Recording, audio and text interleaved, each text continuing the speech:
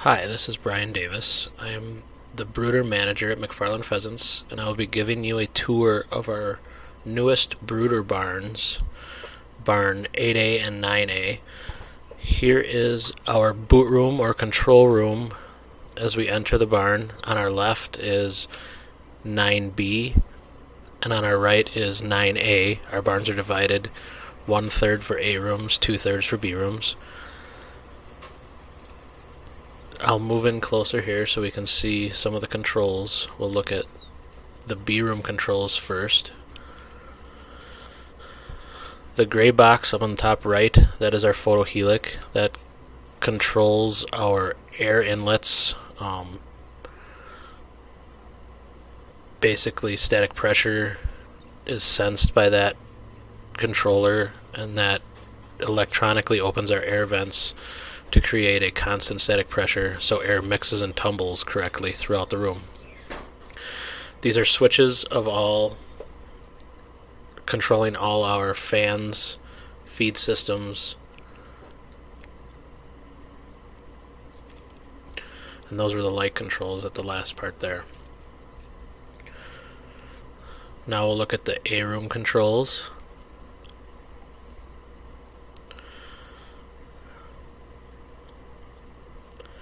Notice also the A room has a photohelic sensor, and the box down at the bottom with the red and green light, that is our zone control for our brooders. We use Honeywell thermostats to control our temps in our rooms. There's another look at the photohelic.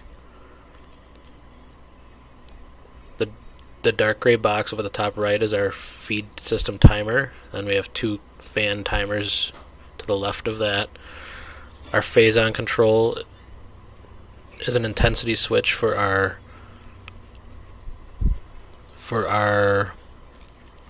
basket fans or stir fans.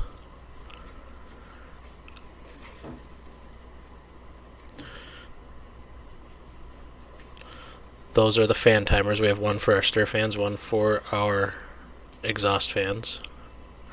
There you can see the photohelix sensing the static pressure change in the room.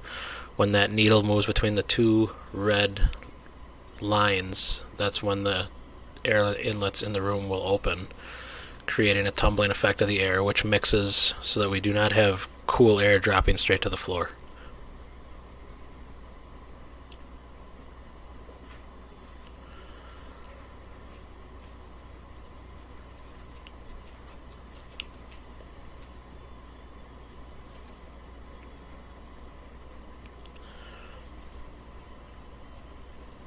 We'll take a look in our A room.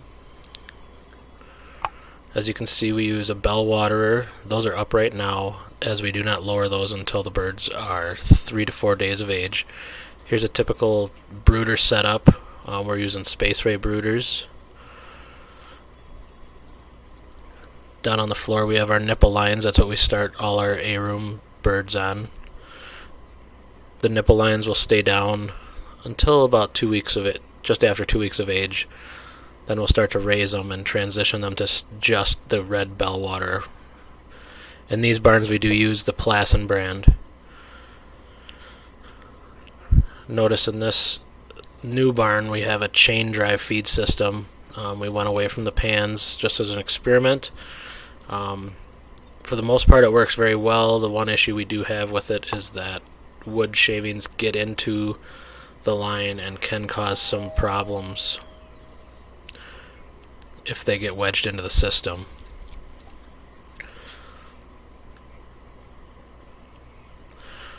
We have LED lights in all our barns. These ones specifically are from Once Innovation. They are the JLP model. They dim to a bluish color, almost more gray. Here's a look at our air inlets. And those inlets are controlled by the actuator, which receives power from the photohelic. Here's our actuator. Cables run along the side of the barn on a spring system that opens and closes when the photohelic sends a signal to open. We start our birds in the A room for 3 weeks, then they move to the B room. Before we showed a door on its side there, that is the door that we open for the birds to go to the B room.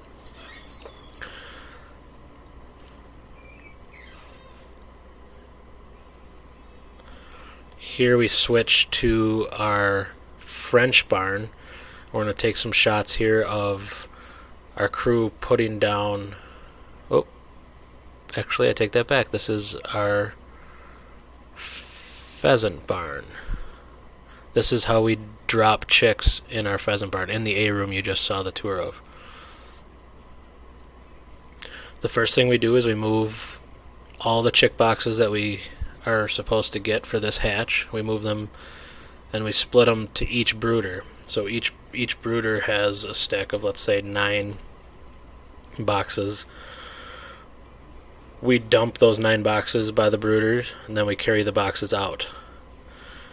We start at the back of the room so that the birds stay closer to the brooders and we don't have a problem with them following us out the room or getting under our feet as we are trying to move heavy stacks of boxes out.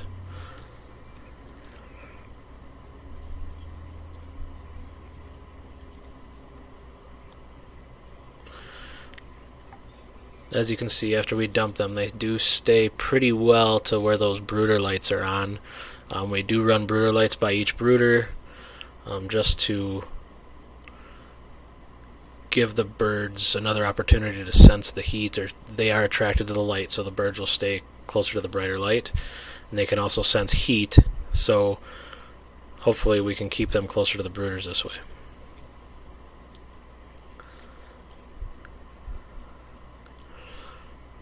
If you notice, we also lower the lights in the room to make those brooder lights a little bit brighter, just to hold the birds there longer so they don't get under our feet. Hey Louie, everything except the counter is in the catch pen. I'll be right back up with that.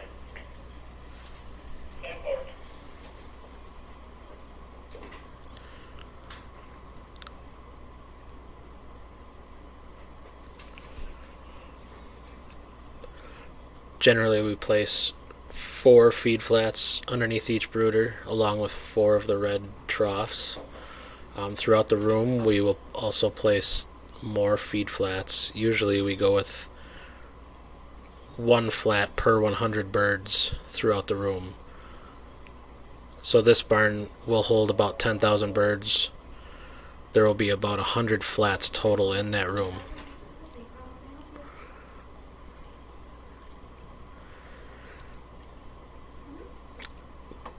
As we're dumping the birds, we will count 1 of every 10 boxes just to check our chick numbers with the numbers we're supposed to have from the hatchery.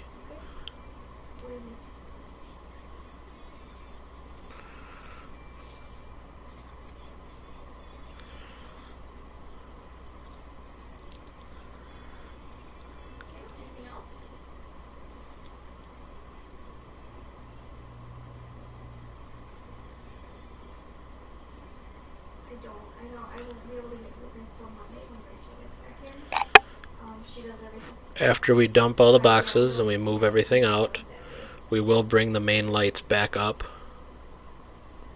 pretty close to full range. That allows the birds to spread out better and so they can see everything. Here we'll move to the French redleg barn. This is the initial setup of our French redleg barn. Yep, I can help her with any more options for you. What was your name again? We do use a manual feeding Does she have your phone number? and also we use a cable vase system. For the first few days to the first week and a half, we don't even turn on all our feed pans on the automatic feed system. Most feeding is done by hand, and we use the red troughs, the red rocket feeders as we call them, and also have some flats underneath a few pans on the automatic system.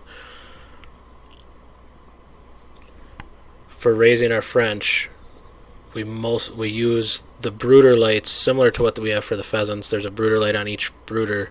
However, those are on longer for the French than they are for the pheasants. The pheasants, we turn those lights off within the first 7 to 10 days.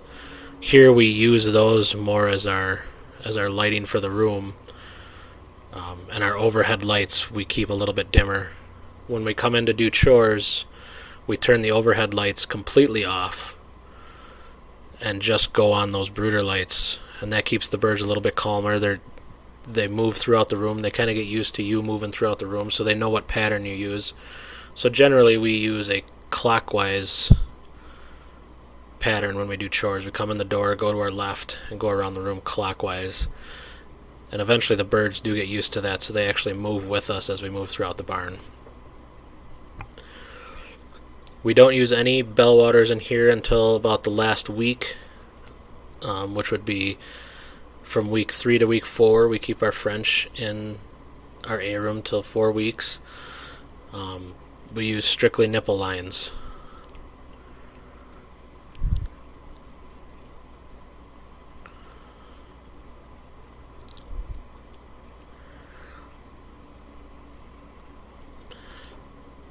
Again, here we also use flats, feed flats. They're not as many. We stick to the feed troughs a little bit more. Once French reach about 8 to 10 days old, they start playing in the feed. So the less feed on the floor, the better. So those feed flats get to be a real target for them when they get to that age. They really like to play in that feed and dust and make a big mess, so we try to restrict our use of those as much as we can. Those little red troughs seem to work the best.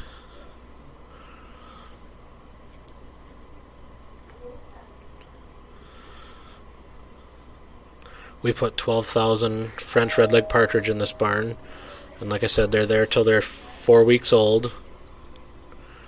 There's 7 brooders in this room.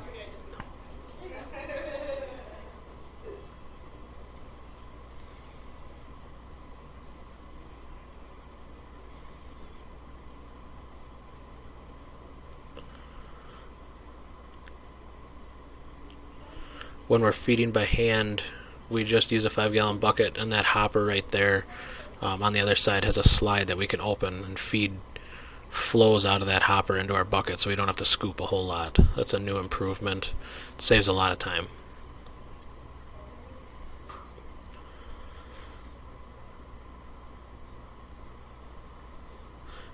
Here's a look at our feed setups.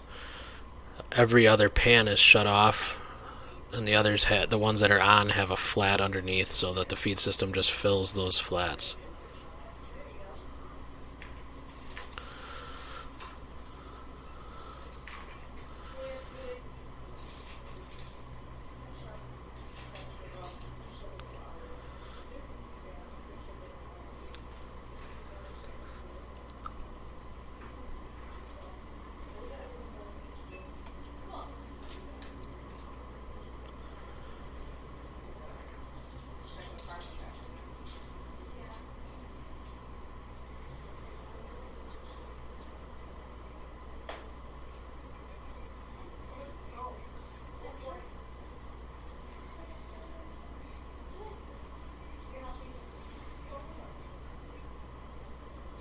There you can see the slide on the bottom of the hopper.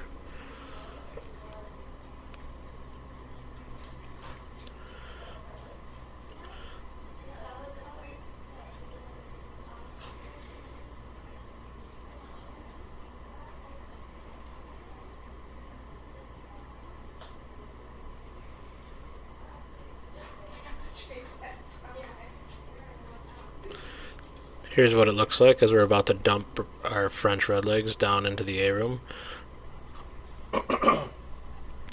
Similar to the pheasants, we bring all our boxes into the room first. We split them up evenly by brooder. Then we dump the box right underneath the brooder.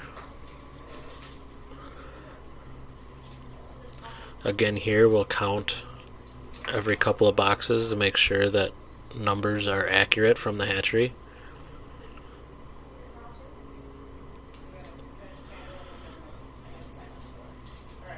The reason we don't start this barn with pans on the automatic feed system is that these birds are so small and they'll actually burrow into the feed pans to the point that they'll actually suffocate themselves. So we keep pans off for at least the first week. Once they get to the point of playing in the feed, that's when we'll change and put the feed pans on. At that point, they're a little bit bigger and don't seem to burrow quite as much. We use pine wood shavings in both French, redleg, and pheasant barn A rooms. When they move to the B room, pheasants at 3 weeks, French redlegs at 4 weeks, we put them on a straw bedding.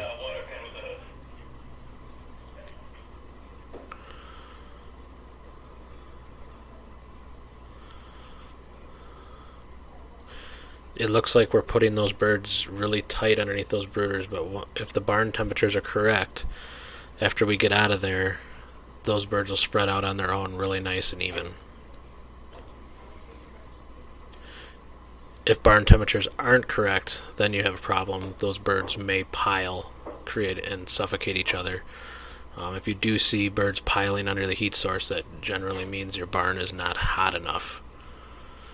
If the birds are staying absolutely as far away from the heat as they can, sometimes piling against the walls, that would indicate the barn is too hot.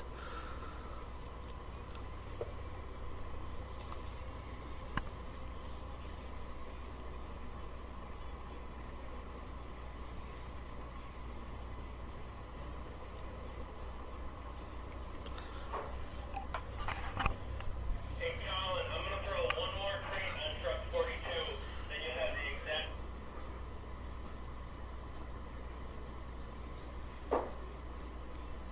The brooders in our French room here are Sierra brand.